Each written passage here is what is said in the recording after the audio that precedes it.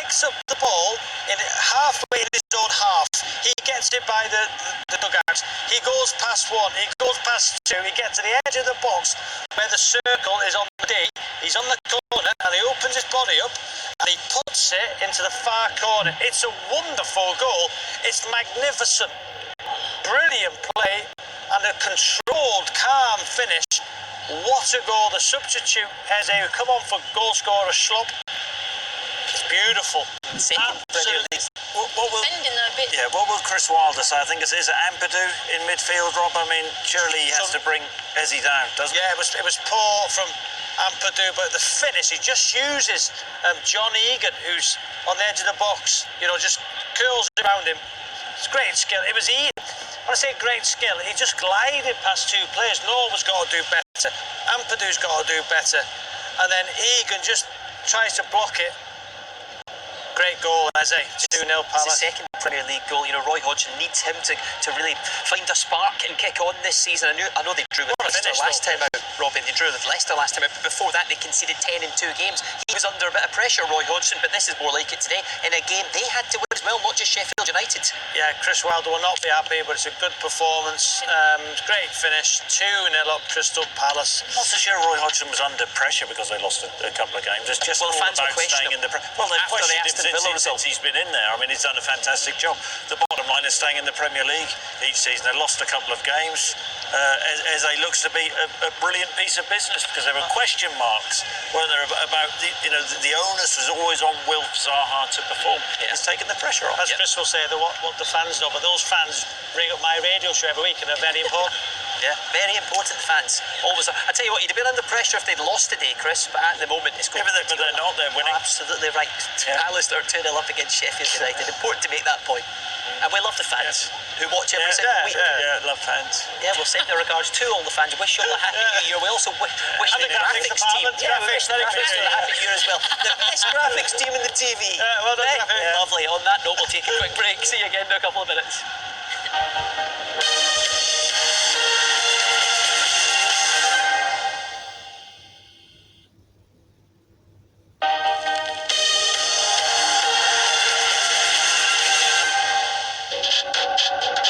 Versus Bielsa, the great winner against the great innovator. They've got that swag. Kane! Oof. Good chance for Bamford. Penalty. And Kane scores. Bergwijn should have done better. Shot over the bar from Harrison. It's the familiar 1-2 punch from Tottenham. Glanced on. Oh, it's got in, I'm sure. Bergwijn, good save, Meslier. It's a red card for Doherty. Spurs start 2021 with a win. Well, it was the Son and Kane show once again for Tottenham as Mourinho's men saw off Leeds by 3-0 at lunchtime. And at half-time in the Premier League, Crystal Palace leading Sheffield United by 2-0. So Sheffield United look like they're set for a 17-game winless start to this Premier League season. Later on BT Sport, you can watch Arsenal take on West Bromwich Albion, where Big Sam's still looking for his first win as the Baggies boss. Let's get to the rest of the scores then up and down the country, starting off in the Championship, where at half-time, Blackburn Rovers are leading Birmingham by 1-0. Adam Armstrong with his 16th goal of the season. Huddersfield look like they're going to make it 6 home wins in a row. They lead Reading by 1-0. Coventry 2-0 up at Millwall. It's goalless between the leaders Norwich and Barnsley. Also goalless at Preston North End against Nottingham Forest. Watford 1, Swansea 1 at half-time at the Liberty in our featured game, where Watford actually took the lead, but Swansea have responded, and Middlesbrough have come from behind to lead at Adams Park by 2-1. In League One, it's 1-1 at the break between Wimbledon and the leaders Lincoln City. Bristol Rovers leading Blackpool by 2-1. Not a good start for Jimmy Floyd Hasselbank in his first game as Burton manager. He's there watching in the stands, but his side are 3-1 down at the break. Hull are leading Charlton by 1-0. Goalless between Northampton and Sunderland. Plymouth are leading Gillingham by 1-0, and there are plenty of postponements due to frozen pitches and COVID as well. And in League Two, once again, more postponements here, but a few games have gone ahead. Goalless at Bolton against Crawley. Also 1-1 at the break between Forest Green and Oldham. Cambridge are leading Grimsby Town by 2-0, so not a good start for Paul Hurst in his return to the club. Leyton Orient leading Salford City by 1-0. Mansfield Town 2-0 up on Port Vale. Stevenage 2, Scunthorpe 1, and Carlisle have a 1-0 lead over Walsall. In the Scottish Premiership, Rangers made it 9 points clear at the top over Celtic in the Old Firm, winning by 1-0. Goalless at the break between Aberdeen and Dundee United, 19 points clear. That is Rangers over Celtic. Hamilton 1-0 over Motherwell at the break. Livingston are 2-0 up at Hibernian. Kilmarnock 1-0 over St Mirren at half-time, and it's 1-0 between Ross County and St Johnstone. And in the National League, looking at the half-time scores, in a snowy Chesterfield, they're 1-0 up against Solihull Moors. Stockport County are 1-0 up on Altrincham. Eastleigh have a 1-0 lead at Weymouth, and it's goalless at Woking and Yeovil Town. Well, Matt Smith is at our live game at Barnet later on for us, kicking off for you at 5:20. Let's say a Happy New Year to you, Matt Smith. No snow there, I can see. No, indeed. Happy New Year to you, Jules, and everybody. Your end. Delighted to say we've got a game on here. Also delighted that the former Barnet striker, Aaron McLean, is alongside me to look forward to, well, a derby, isn't it? As you well know, Barnet and Boreham Wood. But two teams I'd have expected in normal times to be rather further up the National League table. Both rather looking, well, certainly in Barnet's case, down at the moment rather than up, Aaron. Yeah, I think they'll be disappointed with their league position at the moment. But, you know, new manager coming in, you know, I think a new year, they'll be looking to kind of get the ball rolling early and hopefully get a win. Yeah, Tim Flowers just barely into his seat here at Barnet. Obviously was at Solihull, did very good things there. It's his first league game, in fact. All he's had really is a couple of training sessions and a FA Trophy game that didn't go very well against Dorking. So we'll perhaps get a little bit of the sense of how he's going to set Barnet up this evening. Yeah, I think he's had a little bit more time now to work with the players. And listen, for him, it's about getting the team organised, getting a solid base to work from. And I think for Barnet, they'll just be looking to try and pick up some points, get themselves into a safe position so that, you know, next season they can really kick on. Yeah, survival probably the name of the game, first and foremost for him and Barnet in this league.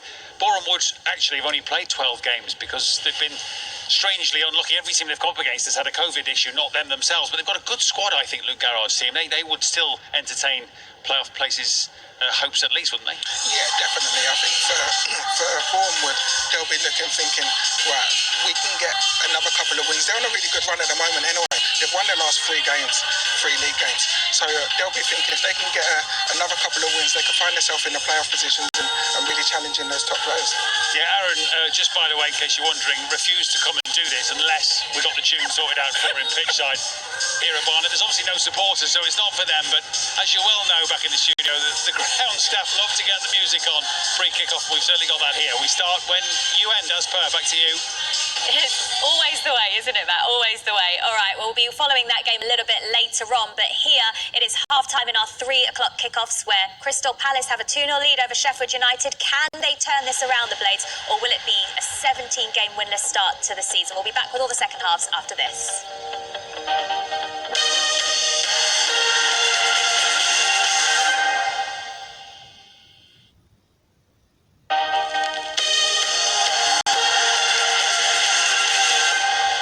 Pretty much underway in all our feature matches, just about to go at Selhurst Park, certainly underway at the Liberty and Pittodrie as well. But in the National League, a goal at Yeovil, Katie. Yes, and the National League leaders are up and running. It came a minute after the break. So it's Yeovil Town 0, Torquay United 1. And it was Aaron Nemain, the former Manchester City midfielder, who was through on goal. Easy finish, right-footed into the right-hand corner as Torquay United are up here by 0-0. We've got another live game to come in the network tonight, 7:30pm BT Sport 1 from the Hawthorns. It's West Brom against Arsenal, and it has been an eventful few weeks for Mikel Arteta's men.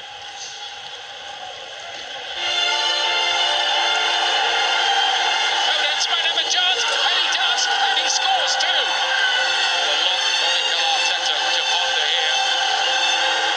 Arsenal back down the high road with tails between legs. Arsenal problems. Would you believe it? Alarm bells ring for the Gunners.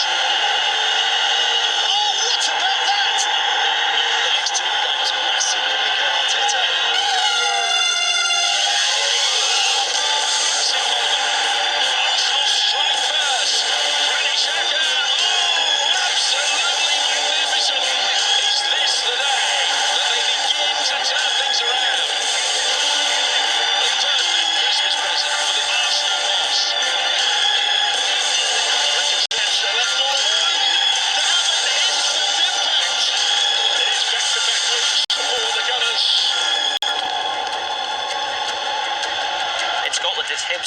Livingston 3. Scott Robinson scoring against the near neighbours. I think I can almost get away with that one. Good, right, let's talk Arsenal. That was from the best stats team in TV, actually. They gave me that information, Chris. Let's talk Arsenal. Have they turned it around, do you think, Rob? Are you convinced the last two results? Brighton and Chelsea? Well, no. Brighton only won home win in 2020, and that was against Arsenal last season. And Brighton made that many changes, leaving out Maupay and Welbeck. All three strikers in the which was bench, strange. That's a no then, they haven't. So that's a no. Good against Chelsea. Good against Chelsea, yeah. So, but I think today, if we follow up again with another victory against West Brom, 3 from 3, you would say starting to. It's amazing. Arteta on my radio show, a lot of fans saying, he should go. He should go, but myself and my co-host disagreed. Is the co-host any good? No. A good co-host would never say something like that. Hamilton 2-0 up in the Lancashire derby against Motherwell. Ross Callahan's got 4 and 6. On Arsenal, Chris, it's going to be a very different game this, playing against teams who are relatively happy to attack. Certainly Chelsea were, but now West Brom. Yeah, I still think it's a must-win for Arsenal and carry on the little bit of momentum which they have got. It's interesting, isn't it, that giving the young players, Smith Rowe, Martinelli, Saka's been good all season, them getting the opportunity, and Arsenal have been better with them in the side. But if they go and lose against West Brom, who have been hopeless most of the season, absolutely whacked out of sight by Leeds, then they'll be back to square one, and it'll be the same old pressure on Mikel They drew Arteta. with Liverpool, though, West Brom. Yeah, but then they went and got smashed the following week. I don't know whether you're aware of that or not. West Brom aren't... You can't say they're a particularly good team, and Arteta needs to win this one. If you watch the build-up to the game, Chris, I know you always do, there's a really good interview with Kieran Tierney. It's got out in that build-up, not sure who did it, but it's a really good interview. He's been exceptional, hasn't he? Even in the bad times. I know you're not always listening to the fans this season, Chris, but he is one the fans have loved, and a lot of them are saying that he is captain material, and Aubameyang maybe didn't deserve the captaincy. And myself and yourself have followed him extremely closely. Was at Celtic for a number of years, an outstanding player. He was there. What was always going to be the case when he moved down south at Arsenal, we saw this north of the border, is he has an attitude which is absolutely second to none. He has great leadership qualities. He's an unassuming sort of guy. You know what you're going to get 100%, and I think that's been a bit of an eye-opener. And you'd have to question other members of the Arsenal squad when Arsenal fans are actually saying, well, at least he's giving his all, and other Arsenal players aren't doing that. So he's been a shining light, really, on what has been an extremely disappointing season. He's reliable. He's a good decision maker. That's what he is. You've got to love the fact as well he still turns up at some of the games with the boots in a plastic bag, and even when it's -4 in the training ground, always short sleeves. He's learned that from well, Celtic captain Scott Brown. Always the same, never changes. Yeah, never changes. Is he a future captain? I think absolutely he is a future captain. He's not a loudmouth, and I had this discussion many times on here about leadership and what is a good captain. I think the most, Robbie, you've captained sides before, and what in your view, what is the most important part of being I think a captain? Respect off your dressing room, of your teammates. I think that is a big thing. I'm not sure I had that in every dressing room, but I think respect, leadership qualities. And you don't have to wear the armband to be a captain. It's, for me, it was about, if the game was a bit flat, just go and make a tackle and get people going, get the crowd going, and just looking at trying to take my teammates with me. So, I used to go and get booked at times, in games, 0-0 games. I remember smashing into Danny Mills once in a tackle. 0-0 at Birmingham, we won the game 3-0, and that got everybody going. It got my team going, got the crowd going, and it won the game. So there was times when I'd go and smash somebody in a tackle at 0-0, get myself and the team going. Leadership qualities. Chris, how much do you think it matters now in modern day football who the captain is? I take on board, what Rob said. I mean, if you look through the Premier League table at this moment in time, and how easy is it to pick obvious captain? If I went through every team in the Premier League, I don't think there's many standout who you saw, think of as captains. If you go back to, Arsenal in my era, Tony Adams, an outstanding leader. They don't really have that. So Kieran Tierney may be the one who steps up. We know Jack has been captain before. Is he somebody who'd really want to captain your team? I'm not so sure he is. He's far too reckless for that. Tierney is unassuming, but you always know what you're going to get. And as I say, good decision maker. That's a big part of it. And he's one of those players, a young player, which he was at Celtic. But when he spoke within the confines of the dressing room, people listened to him. He's an extremely impressive personality, Daryl, as you well know. Karen, Swansea thought they'd taken the lead, but it's been disallowed for offside, is it? Yeah, it was a short corner, set back, it was a lovely ball whipped in, and Bidwell has clearly come from an onside position, ran onto it and got it into the back of the net. The reason why it's been given offside is Andre Ayew is stood in an offside position, and the referee and the linesman feel that he's obstructed the view, obstructed the goalkeeper. Is in an offside position, and that's why the goal has been disallowed. But Bidwell, who was the goal scorer, was actually clearly onside, so it's Andre Ayew who's been given offside, really, and that's why the goal's been disallowed. No, that's a real tricky one, isn't it? Peter Walton, you've taken a look at this. How hard is this for the officials to kind of get right in the moment? Well, it's really a tough decision to make in that split second. But what Ayew's done is he's attempted to head the ball and completely missed it. But in doing so, he's impeded the opposition, because the opposition obviously clear in their minds that he's going to head the ball. So his actions have actually influenced the goalkeeper's movements, and therefore has been indicated offside quite correctly as well. Really tough decision though in real time. Jules, the one thing I would say is before Bidwell's made contact, the Watford players have stopped anyway. They've all put their hands up, which you can't do. You've got to carry on. You've got to defend it properly. But they've obviously saw Ayew and got his offside straight away, and they haven't gone and reacted afterwards. But they have to defend properly on set plays, and it was a close decision, but I do think it was the right one. Huddersfield have won 5 home games in a row, but Reading were on level terms there. Lucas João, just back from injury, one of their key men. He's got 5 and 6 either side of that injury. And just sticking with you, Karen, on West Brom, you obviously saw them during the week. They got a bit of a smashing against Leeds, but it was good against Liverpool before that.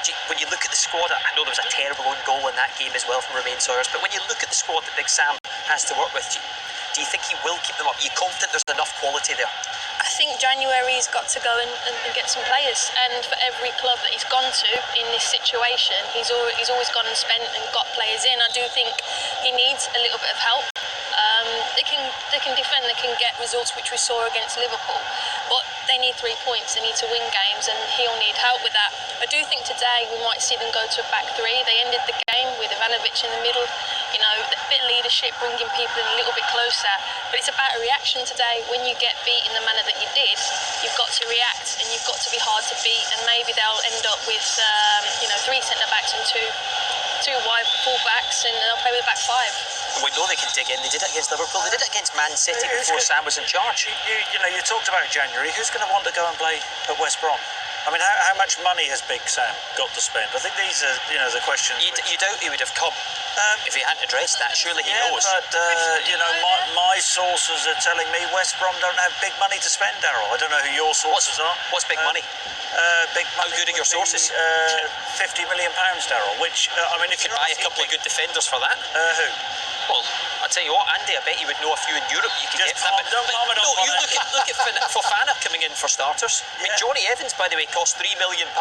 He's just signed a contract extension with Leicester. It can he be needs done. to produce miracles. There's a man sitting to my left-hand side who thinks that Big Sam is going to produce another miracle and that West Brom are going to stay up because he is an organiser. I do get that, but with this squad, I mean, the big question is January. But West Brom don't have massive funds to spend. Burton Albion 1, Oxford United 4. Now you think Jimmy Floyd Hasselbank maybe is looking for some January funds as well. Going on West Brom then, Robbie. Well, Chris was saying Big Sam's record is obviously, I think he's been involved in 6 relegation battles, survived every single time. Bit different this time, newly promoted club. This is his most difficult challenge, and I think if he keeps West Brom up, it'll be one of his best successes as a manager. But I don't think he would have gone there if he wasn't being able to spend in 50 million's all right, isn't it? Yeah, that's a lot. I don't know if there is 50 million, Daryl, but You know, But you said you saw said 50 million. No, Darryl asked me for a figure of what's a lot of money. I think 50 million is a lot of money. 10 million, not a lot. Look, if Big Sam is going in and you're looking at the West Bromwich Albion squad, do you think, how many of that first team would you say he's actually happy with? He'll want to make wholesale changes. Chris, 50 million won't get you anything. Why would you go there though and risk the opportunity, the risk having relegation on your CV? Because He's never had it, so why would you go there if you because- don't have the money and you're not going to be given the chance to try and stay up? If you looked at his managerial career, he's always gone in situations which look impossible. He backs himself to get them out of that situation. But, you know, I certainly take your point. I would have expected that to have been part of the discussions when Sam got the job. But let's just wait and see what happens. Chris, let's wait and see when I'm right. Don't we think that the current market is actually quite Big Sam friendly? Because people don't have a lot of money to go out and spend. So I think there's a lot of opportunity for out-of-contract players, players who are on big wages, who clubs want to loan out. I think he could really do something. Great point, Andy. Great point there. From Big Sam to some big news. Norwich are ahead. Yeah, and the guy who's Buendia linked, again. linked with a move to Arsenal. 15 million, Darryl. 50, that's insulting. This guy's a player. Why would Norwich sell him for 15 million when he's a guy who can take Norwich back into the promised 6 land? goals in 10 matches now for Emi Buendia. He was another one that was out injured, but he's come back in with a bang. Yeah, and You're happy? I mean, he's a really interesting one because earlier on in the season, Buendia and Cantwell were left out, I think, of the game against Bournemouth, which Norwich lost. Question marks over their attitude because both players wanted away. Yeah. With a big move to Arsenal, come up trumps, Darryl. Attitude changed. He's changed. Norwich have changed. You'd have to pay big money 20 for him. points, I told you. Well expected 20. They're ahead today. Right, let's get to Danny Jameson, who's got a goal for us, Danny. And what a fabulous goal this is from John Rooney of Stockport County. This is his first game back after being sent off just before Christmas. He said he owed his manager and his supporters something. Well, he's started to pay things back now. Ultra, I think, stopped because they think the ball goes out of play on that left-hand side, but it doesn't. It makes its way to Rooney, who just shapes the shoot, bends a beautiful shot about 25 yards out, right into the top corner. Tony Thompson just stands and watches it fly in. It's Stockport 2, Altrincham 0. Lovely goal that was. Right, no more goals to report, so I think we come back to Andy now. Have you thought any good value names that might come from the continent over to the Premier League or below? Andy, I know you've been looking closely at who could make a move. Well, yeah, of course, a lot of people are looking at the players who